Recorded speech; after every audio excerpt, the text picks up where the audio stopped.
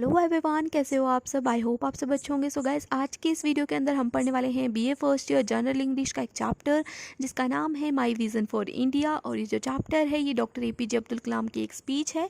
और मुझे लगता है कि आप सभी जानते होंगे कि जो डॉक्टर एपीजे अब्दुल कलाम है वो भारत के 11th प्रेसिडेंट हैं एंड साथ ही साथ वो एक ग्रेट साइंटिस्ट भी रहे हैं। तो वो बताते हैं कि उनके क्या विजन्स हैं इंडिया के लिए। तो डॉक्टर एपीजे अब्दुल कलाम अपनी स्पीच को स्टार्ट करते हैं और वो बोलते हैं कि मेरे 3 विजन्स हैं इंडिया के लिए। फिर वो स्पीच को आगे बढ़ाते हुए बोलते हैं कि पिछले 3000 साल की जो भारतीय इतिहास था, जो इंडियन हिस्ट्री थी, पिछले 3000 सालों से हमने देखा है, हमने नोटिस किया है इंडियन हिस्ट्री के अंदर कि कितने ही देश, दुनिया के अंदर से कितने ही देश आए जिन्होंने भारत के ऊपर रूल किया, इंडिया के ऊपर रूल किया, यहाँ के लोगों की फ्रीडम को छीना और जो भी यहाँ के रिसोर्सेज थे उनको वो लूट कर अपने देश में लेकर गए। एंड ये जो प्रक्रिया थी भारत पर आक्रमण करने की, जो विदेशी जो कंट्रीज़ थी उनका जो भारत पर आक्रमण करने की जो प्रक्रिया थी वो अलेक्जेंडर के टाइम से शुरू हो गई थी। जो सिकंदर जिसको हम बोलते हैं, तो उनके टाइम से जो है भारत पर आक्रमण करने की जो प्रक्रिया थी विदेशियों द्वारा वो शुरू हो गई थी। तो बताते हैं कि अलेक्जेंडर पहले भारत पर आक्रमण किया अलेक्जेंडर ने, फिर टर्क्स आए, फिर पोर्टुगीज आए, ग्रीक्स पीपल्स आए, फिर उसके बाद में ब्रिटिशर्स आए, फ्रेंच पीपल्स आए जिन्होंने भारत के ऊपर आक्रमण किया, भारत के लोगों के ऊपर रूल किया, हमारी जो लैंड थी उसके ऊपर कब्जा करने की कोशिश करी और काफ़ी हद तक कब्जा भी किया। एंड जितने भी रिसोर्सेज थे इंडिया के अंदर उन सभी को लूट कर वो अपने देश लेकर गए। तो ये जो प्रोसेस था ये बहुत ज़्यादा हमें एक तरह से कमज़ोर बनाने वाला प्रोसेस था। इसकी वजह से हम जो है काफ़ी हद तक जो है कमज़ोर बन गए हैं एंड हमारी जो जीडीपी है, हमारी जो ग्रोथ रेट है वो भी बहुत हद तक नीचे गिर चुकी है। बहुत सारे लोग हैं हमारे इंडिया के अंदर जो पॉवर्टी लाइन के भी नीचे हैं। फिर एपीजे अब्दुल कलाम बताते हैं कि इतनी सारी कंट्रीज़ ने हमारे साथ सेम बिहेवियर किया, सभी ने हमारे ऊपर राज किया, सभी ने हमारे ऊपर रूल किया, लेकिन ये जो चीज़ थी, ये जो तकनीक थी किसी को के ऊपर राज करने की, किसी की फ्रीडम को छीनने की, इस तकनीक को हमने तो कभी नहीं अपनाया। कभी भी हमने किसी देश के ऊपर आक्रमण नहीं किया, कभी भी हमने किसी देश के ऊपर उसकी फ्रीडम के ऊपर हमने कब्जा नहीं किया, कभी भी अपने जो कल्चर था उसको किसी दूसरे देश के लोगों के ऊपर नहीं थोपा। तो हमारे साथ ये क्यों हुआ, तो इसके बारे में वो बताते हैं। फिर वो बोलते हैं अपनी स्पीच को आगे बढ़ाते हुए कि जो इसी वजह से, इन्हीं कारणों की वजह से जो मेरा पहला विज़न है इंडिया के लिए, मैं चाहता हूँ कि जो हमारा देश है और हमारे जो देश के सभी लोग हैं वो हमेशा क्या रहें, फ्री रहें, हमेशा वो जो है फ्रीडम के साथ रहें, हमेशा वो आज़ाद रहें। और वो कहते हैं कि 1857 से ही इंडिया ने ये सपना देखा था कि वो आज़ाद होगा, इसीलिए उन्होंने एक इंडिपेंडेंसी की वॉर लड़ी थी। और जो हमारे ब्रिटिशर्स थे जिन्होंने हमारे ऊपर रूल कर रखा हुआ था उस टाइम पे 1857 के दौरान, जो ब्रिटिशर्स थे उन्होंने भारत के ऊपर कब्जा किया हुआ था, ये चीज़ आपको पता होगी। तो उस समय के जो हमारे इंडियन पीपल्स थे उन्होंने उनके खिलाफ जो है एक वॉर खड़ी करी थी, एक प्रोटेस्ट किया था कि अब हम जो है आपके कब्जे में नहीं रहेंगे, अब हम आपके गुलाम नहीं रहेंगे, हमें भी आज़ादी चाहिए।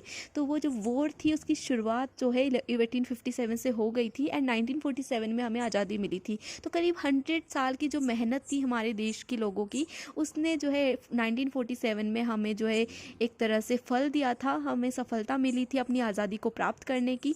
तो इसलिए हमारे जो एपीजे अब्दुल कलाम है वो बताते हैं कि जो उनका फर्स्ट विज़न है इंडिया के लिए, जो पहला सपना है वो यही है कि यहाँ पर जितने भी लोग हैं वो हमेशा आज़ाद रहें। फिर वो आज़ादी के महत्व को हमें समझाते हैं कि जो फ्रीडम होती है वो बहुत ज़्यादा इम्पोर्टेंट होती है किसी भी देश के लिए, किसी भी देश के लोगों के लिए।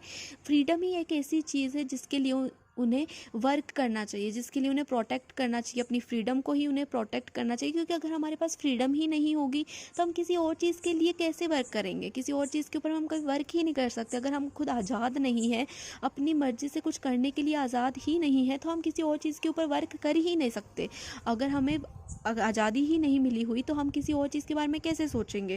और वो बताते हैं कि अगर आप फ्री ही नहीं हो, अगर आपके पास फ्रीडम ही नहीं है तो आपकी कोई भी रिस्पेक्ट नहीं करेगा। एक ऐसा व्यक्ति जिसके पास उसकी खुद की आज़ादी नहीं है, क्या आप उसकी रिस्पेक्ट करोगे? बिल्कुल भी नहीं करोगे। तो एक ऐसा देश जो आज़ाद ही नहीं है, कोई भी दूसरा देश उसकी रिस्पेक्ट नहीं कर सकता। इसलिए सबसे पहले इंडिया को आज़ाद होने की ज़रूरत है। फिर वो बताते हैं कि जो हमारी जीडीपी है या जो हमारी ग्रोथ रेट है वो 10% हो गई है। अभी तक हम सिर्फ 10% की ग्रोथ से हम जो है पूरे एरिया के अंदर, जो इंडिया का जो इतना भी एरिया है उसमें सिर्फ 10% ग्रोथ हुई है। एंड हम जो अभी भी पॉवर्टी लाइन के नीचे हैं। बहुत से व्यक्ति ऐसे हैं हमारे इंडिया के अंदर जो अभी भी पॉवर्टी लाइन के नीचे हैं, अभी भी वो इतने ज़्यादा पुअर हैं कि वो जो है कुछ वर्क नहीं कर पा रहे अपनी पॉवर्टी को ठीक करने के लिए। और पॉवर्टी ही एक कारण है इंडिया का कि उसके पास सेल्फ कॉन्फिडेंस नहीं है। अगर आप पुअर हैं, अगर आप गरीब हैं, तो आपके पास जो सेल्फ कॉन्फिडेंस होगा उसकी बहुत ज़्यादा कमी होगी, है ना। और अगर आप अमीर हैं तो हर एक व्यक्ति, हर एक लोग आपके पास आने की कोशिश करेंगे। ऐसा ही अगर हम देश के प्रोस्पेक्ट में देखें तो अगर कोई देश जो है अगर वो पुअर है तो सभी कंट्रीज़ जो है उसको दूर करेंगी, कोई भी कंट्री उसकी रिस्पेक्ट नहीं करेगी। लेकिन अगर कोई कंट्री ऐसी कंट्री है जो पावरफुल है, साथ में साथ वो रिच है, अगर वो रिच कंट्री है साथ के साथ वो पावरफुल है, उसकी स्ट्रेंथ बहुत ज़्यादा स्ट्रॉन्ग है, तो हर एक कंट्री उससे डर के रहेगी, हर एक कंट्री जो है उसकी रिस्पेक्ट करेगी। नहीं तो कोई भी कंट्री उसकी रिस्पेक्ट नहीं करेगी। तो वो जो हमारे प्रेसिडेंट है वो बताते हैं कि जो मेरा सेकंड विज़न है इंडिया के लिए वो यही है कि हमारा देश डेवलप्ड बने। मतलब अभी तक 50 इयर्स हो गए हैं हमारी आज़ादी को और अभी भी हम डेवलपिंग कंट्री की श्रेणी में चल रहे हैं। अभी भी हम एक ऐसा देश है जो विकास की तरफ बढ़ रहा है, हम एक विकसित देश नहीं बन पाए हैं। इसलिए जो मेरा सेकंड विज़न है इंडिया के लिए वो यही है कि हम एक विकसित देश बने। और जो 5 नेशंस हैं जिन जो को विकसित देशों की श्रेणी में रखा गया है, उन श्रेणी के अंदर हम भी अपने देश को ला सके। तो वो एक तरह से विकसित देश बनना चाहते हैं, एक तरह से विकसित देश बनाना चाहते हैं इंडिया को एक डेवलपमेंट कंट्री बनाना चाहते हैं। क्योंकि डेवलपिंग कंट्री तो हम पिछले 50 सालों से भी हैं, लेकिन अब ज़रूरत है एक डेवलपमेंट कंट्री बनने की। तो इसलिए हमारे जो प्रेसिडेंट है वो बोलते हैं कि मेरा जो सेकंड विज़न है वो यही है कि हम अपनी जीडीपी को स्ट्रॉन्ग करें, अपनी जो ग्रोथ रेट है उसको बढ़ाएं एंड हम एक डेवलपमेंट कंट्री बनकर दिखाएं। फिर वो बताते हैं कि जो मेरा थर्ड विज़न है इंडिया के लिए वो ये है कि हम देश में एक स्टैंड लें। जितने भी वर्ल्ड के अंदर जितने भी देश हैं उनके बीच में हम एक स्टैंड बनाएं जहां पर हम एक स्ट्रॉन्ग कंट्री बनकर दिखाएं। सभी कंट्रीज़ में हम एक स्ट्रॉन्ग कंट्री के रूप में स्टैंड लें। और वो स्ट्रॉन्गनेस ये नहीं कि हम सिर्फ एक तरह से पॉलिटिकली स्ट्रॉन्ग हो रहे हैं, हमें जो है इकोनॉमिकली भी स्ट्रॉन्ग होना पड़ेगा, मिलिट्री के थ्रू भी हमें स्ट्रॉन्ग होना पड़ेगा कि हमारी जो मिलिट्री हो, हमारी जो देश की मिलिट्री हो, हमारे जो देश के जवान हो वो भी स्ट्रॉन्ग हो, मिलिट्री की तरफ से भी स्ट्रॉन्ग हो और इकोनॉमिकली भी हमारे देश का हर एक व्यक्ति इकोनॉमिकली स्ट्रॉन्ग हो, वो गरीब ना हो।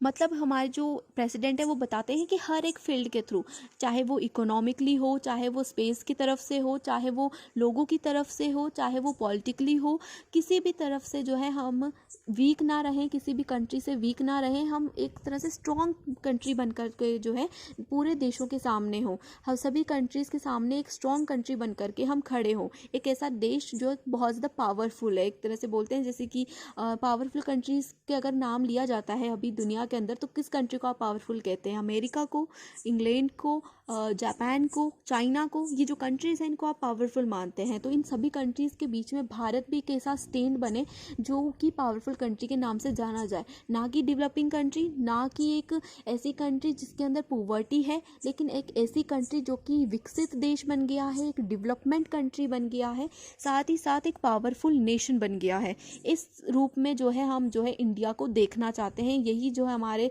प्रेसिडेंट का थर्ड विज़न। फिर वो बताते हैं कि जो मेरा लेक्चर था, जो मेरी स्पीच थी, इसको मैं हैदराबाद के अंदर दे रहा था और एक 14 इयर्स की जो बच्ची थी उसने मेरे से एक सवाल पूछा और मुझसे अपना ऑटोग्राफ मांगा। उसने बोला कि आप मुझे अपना ऑटोग्राफ दें। उसने मेरा एक ऑटोग्राफ मांगा मुझसे, जो 14 साल की बच्ची थी उसने। तो जब मैंने उस बच्ची से पूछा कि तुम्हारा गोल क्या है लाइफ के अंदर, तुम फ्यूचर के अंदर क्या बनना चाहती हो, क्या देखना चाहती हो, तो उस जो लड़की थी उसका जवाब था कि वो एक ऐसे देश में रहना चाहती है कि जो कि डेवलप्ड कंट्री हो, जो कि एक विकसित देश हो, उस देश के अंदर वो रहना चाहती और वो चाहती है कि वो और हम सब मिलकर एक ऐसा कंट्री का निर्माण करें जो कि डेवलप्ड कंट्री हो। फिर वो बोलते हैं कि हर कोई कहता है कि जो हमारी गवर्नमेंट है वो अच्छी नहीं है, वो अच्छे से वर्क नहीं कर रही है, जो हमारे जो लॉज़ हैं वो बहुत ज़्यादा पुराने हो गए हैं, हमें नए कानूनों की जो है व्यवस्था करनी चाहिए। हर कोई कहता है कि जो म्यूनसिपाल्टीज़ हैं वो अच्छे से वर्क नहीं कर रही हैं, हमारे जो फ़ोन्स हैं वो अच्छे से वर्क नहीं कर रही हैं, म्यूनसिपाल्टीज़ अच्छे से वर्क नहीं कर रही हैं, वो कूड़ा कचरा अच्छे से उठा नहीं रही हैं। और जो रेलवेज़ है तो वो तो एक तरह से जोक बन गए हैं। मतलब रेलवेज़ की जो एक तरह से हम बोल सकते हैं कि रेलवेज़ तो अच्छे से वर्क कर ही नहीं रही हैं बिल्कुल भी, वो तो एक एक जॉक की तरह वर्क कर रहे हैं। एंड हमारी जो हर जगह पे देखने को मिलता है कि कितना ज़्यादा कचरा हो गया है ना। डॉग्स इधर उधर घूमते रहते हैं। डॉग्स जो हमारे देश के जितने भी डॉग्स हैं वो बिना फीड किए हुए रह रहे हैं। हमारे देश में कितनी ज़्यादा गरीबी हो चुकी है। हम इस सभी के लिए प्रोक्लेम करते हैं, हम सभी के लिए जो है बोलते हैं कि जो गवर्नमेंट है वो अच्छे से वर्क नहीं कर रही है, इसलिए ये सब हो रहा है। तो वो पूछते हैं कि आप क्या वर्क कर रहे हो, आप इन सभी को चेंज करने के लिए क्या कर रहे हो। आप चाहते हो कि रेलवेज़ को भी गवर्नमेंट संभाले, आपकी जो फ़ोन वर्क नहीं कर रहे तो उसको भी गवर्नमेंट देखे, अगर म्यूनसिपालिटीज़ अच्छे से वर्क नहीं कर रही है तो उस चीज़ को भी गवर्नमेंट देखे, आपके देश में अगर कोई भूखा सो रहा है तो उसको भी गवर्नमेंट देखे। तो वो पूछते हैं कि आप अब इन सब चीज़ों को बचाने के लिए, इन सभी चीज़ों को ठीक करने के लिए क्या कर रहे हो, क्या आप कुछ कर रहे हो, क्या आप किसी चीज़ में कंट्रीब्यूट कर रहे हो। आप तो सिर्फ यही बोल रहे हो ना घर के अंदर बैठ के कि गवर्नमेंट ने ये नहीं किया, गवर्नमेंट ने वो नहीं किया। तो आपने क्या किया है देश के लिए? क्या आपने देश को डेवलप्ड कंट्री बनाने के लिए कुछ किया है? बिल्कुल।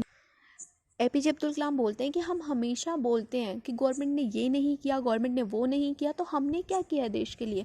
क्या हमने कुछ ऐसी चीज़ कर दी है कि जिससे देश डेवलप्ड बन जाएगा?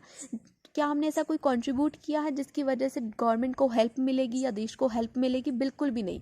फिर बोलते हैं एंड में कि dear Indians, I am inviting you, Jeff Kennedy words to his fellow Americans to relate to Indians, ask what we can do for India and do what has to be done to make India what America and other Western countries are today।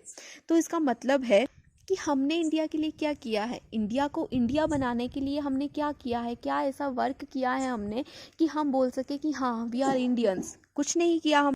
और वो बोलते हैं कि India को India बनाने के लिए तो हमने कोई वर्क नहीं किया। और जो वेस्टर्न कंट्रीज़ हैं, अमेरिका है या फिर कोई और कंट्रीज़ है, उन्होंने क्या किया है, वो किस लेवल पे पहुंच गए हैं और अभी तक हमने कुछ किया ही नहीं है अपने देश के लिए। हम सिर्फ ये प्रोक्लेम करते हैं कि गवर्नमेंट ने ये नहीं किया, गवर्नमेंट ने म्यूनसिपालिटीज़ पर ध्यान नहीं रखा, गवर्नमेंट जो है हमारे रूल्स को अच्छे से बिल्ड नहीं कर रही है, हमारे जो रूल्स है वो बहुत ज़्यादा पुराने हो गए हैं। तो इन सभी चीज़ों के बारे में हम बातें करते हैं, लेकिन हम ये नहीं सोचते कि हमने इंडिया को इंडिया बनाने के लिए कुछ नहीं किया अभी तक। तो यहाँ पर जो इनकी स्पीच है डॉक्टर एपीजे अब्दुल कलाम की, वो ख़त्म हो जाती है। अगर आपको मेरा एक्सप्लेनेशन अच्छा लगा हो तो वीडियो को लाइक कर देना एंड चैनल को सब्सक्राइब कर लेना, ताकि आप ऐसी ही नई वीडियोस के साथ साथ इस चैनल को देख सको। मिलते हैं नेक्स्ट वीडियो के अंदर, जहाँ पर हम ऐसी ही चैप्टर्स की समरी देखेंगे या फिर हम बीए लिटरेचर के बारे में कुछ पढ़ेंगे। तो तब तक के लिए बाय बाय, टेक केयर।